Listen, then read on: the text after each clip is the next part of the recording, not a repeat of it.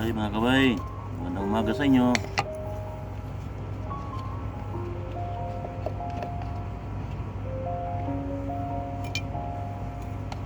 Makulimlim pa dito mga kabay. Medyo madilim-dilim pa.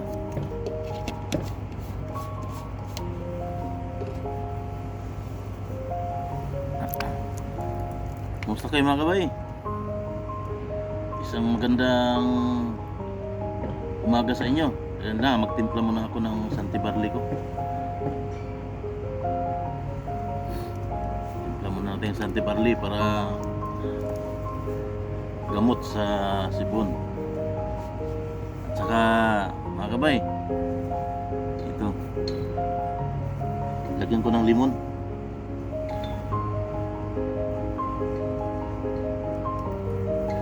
So, mga kabay, oh, lagyan ko ng limon para sa sipon ko. Ito mga kabay,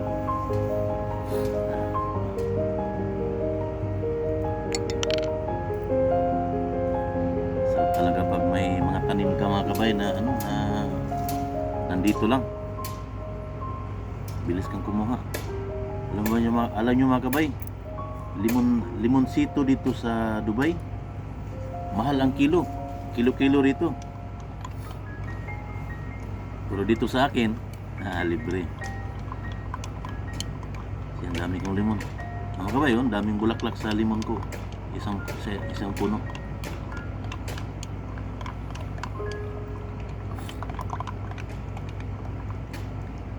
Kumusta kayo mga kaibigan kong magsasaka?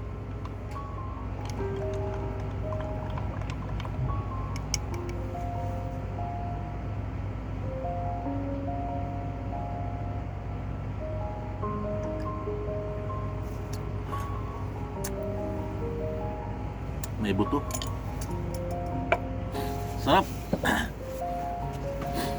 Sarap ng yung Santi Barley na may limon mga kabay. Tamang-tama sa sipon ko eh. Medyo may sipon pa ako. Ubo-ubo konti. Kaya ang sarap na may sarili kang puno ng limon. Ito. Oo nga pala.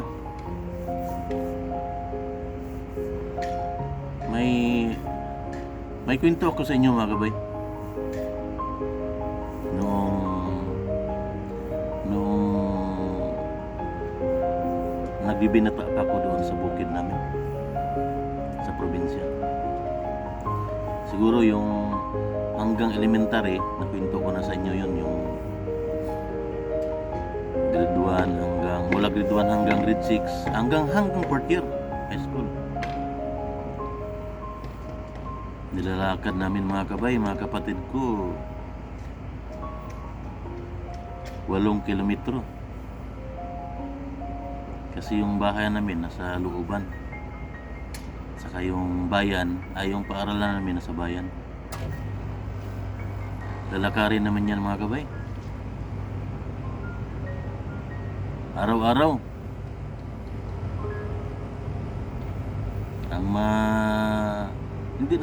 Hindi naman masyadong malungkot kasi ang dami naming mga kapitbahay doon ng mga naglalakad.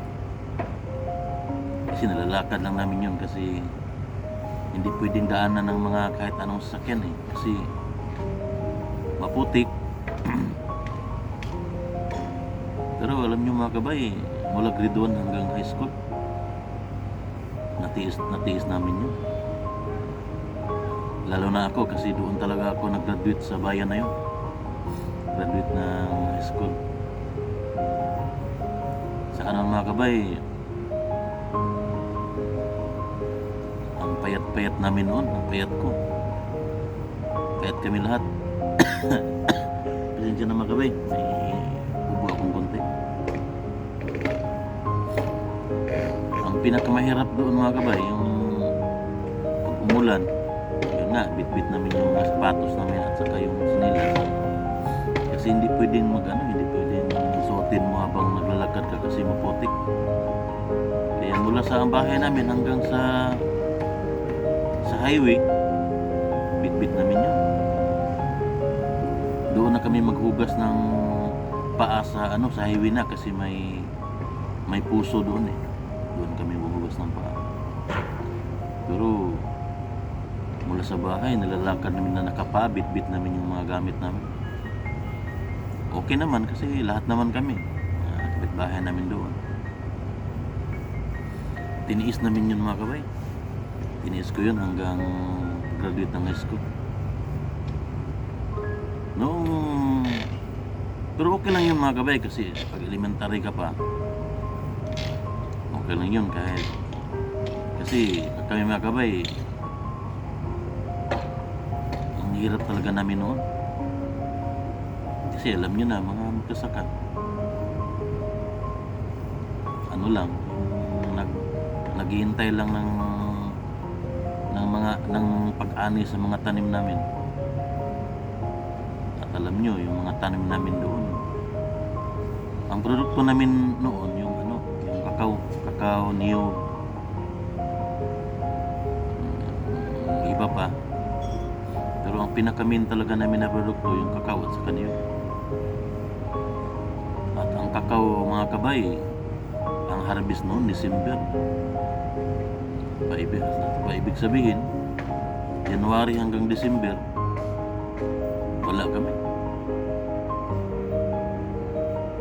Kaya minsan hindi makapasok kasi walang baon. Pero ang kagandahan naman kasi may tanong kaming mais eh. Pero kaso nga lang, 3 buwan mo bago anihin. Kaya kailangang magtanim ka,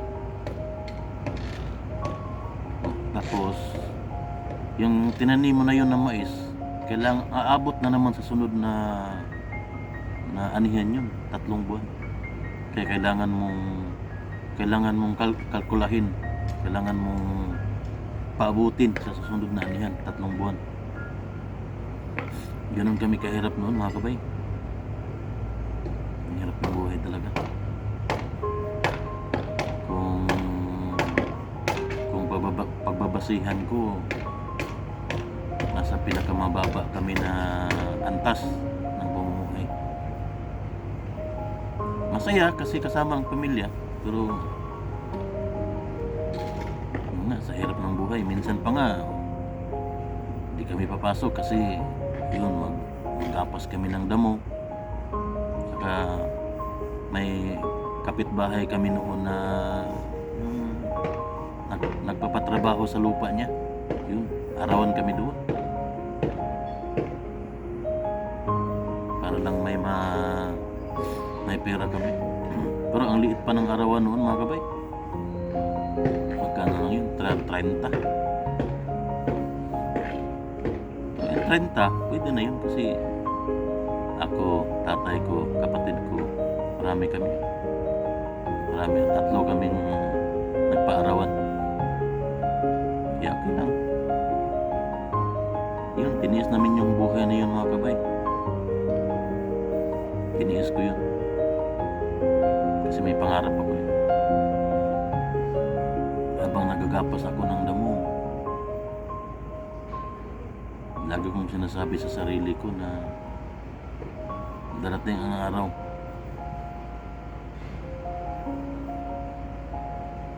makaangat din tayo. Hindi man naangat na angat, pero magbago yung pamumuhay natin. Pamumuhay ko.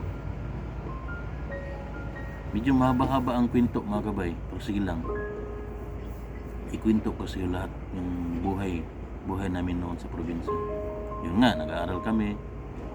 Mula grade 1, 6 na taon. 6 na taon ako naglalakad sa 8 kilometro. Ulan, init. Tinitiis namin. Pag uwian namin, tuwang-tuwa na kami kung may mga bayabas sa daanan. Yung gawin naming pagkain, snack. Kasi alis kami sa umaga, alas 6. Klase namin noon alas 9 siguro, alas 7. Kaya wala pang alas 6 pala. Mga alas 5 pa lang. Nagsisimula na kami maglakad. Tapos uwian, alas 3 o alas 4 noon. Yun. Galing sa highway, galing sa eskwelahan, yun, marami pa kami maglalakad kasi kasada yan. Yung papunta na kami sa ano namin, sa bahay. Yun paunti-unti na lang kami kasi yung iba nauna na, yung iba wala pa. Yun, mag-unahan kami doon sa ano, mga bayabas, puno ng bayabas. Gawin namin snack. Pero alam namin pagdating sa bahay, may saging, may nilaga na ng saging noon sa nanay ko at sa tatay ko.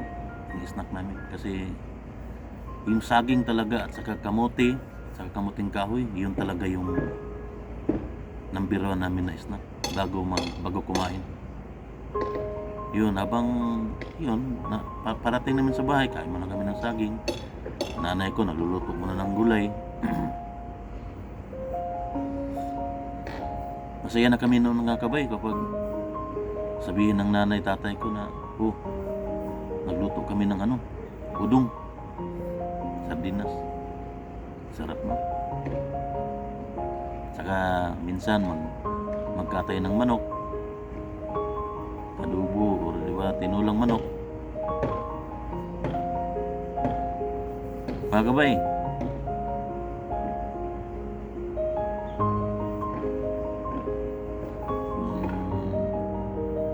mahaba tong kwento ko, pero sasabihin ko sa inyo lahat yung buhay ko noon sa probinsya. Kaya hanggang dito na lang muna ako. Kinukwento ko sa inyo yung sa elementary ako. Pag high school ko sa susunod na kwento ko, sabihin ko na sa inyo mga kabay. Kasi magdidilig muna ako mga kabay ha. Kasi kapon hindi ako nagdilig. Kaya mga kabay ha, dilig muna ako.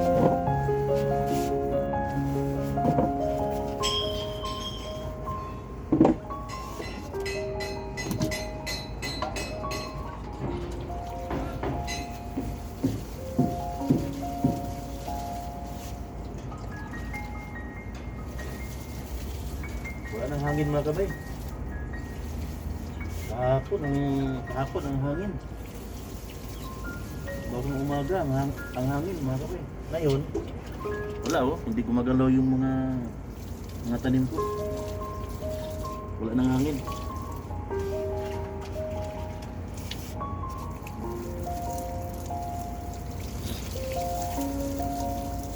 Hindi ko inaraw-araw magdilig ngayon mga kabay kasi malamig ang panahon. Kaya alternate. Mga kabay, dinadahan ko magdilig dito kasi baka matanggal yung mga bulaklak. Kaya dandahan lang.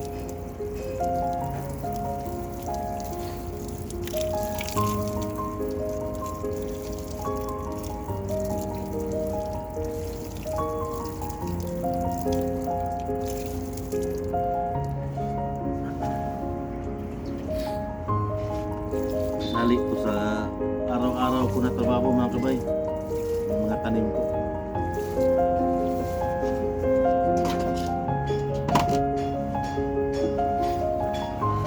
So mga kabay, tapos ako magdilig. Bukas, itutuloy ko ang kwento ko.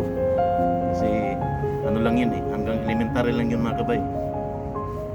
Bukas, yung sa pag-high school ko na naman, ikwento ko sa inyo.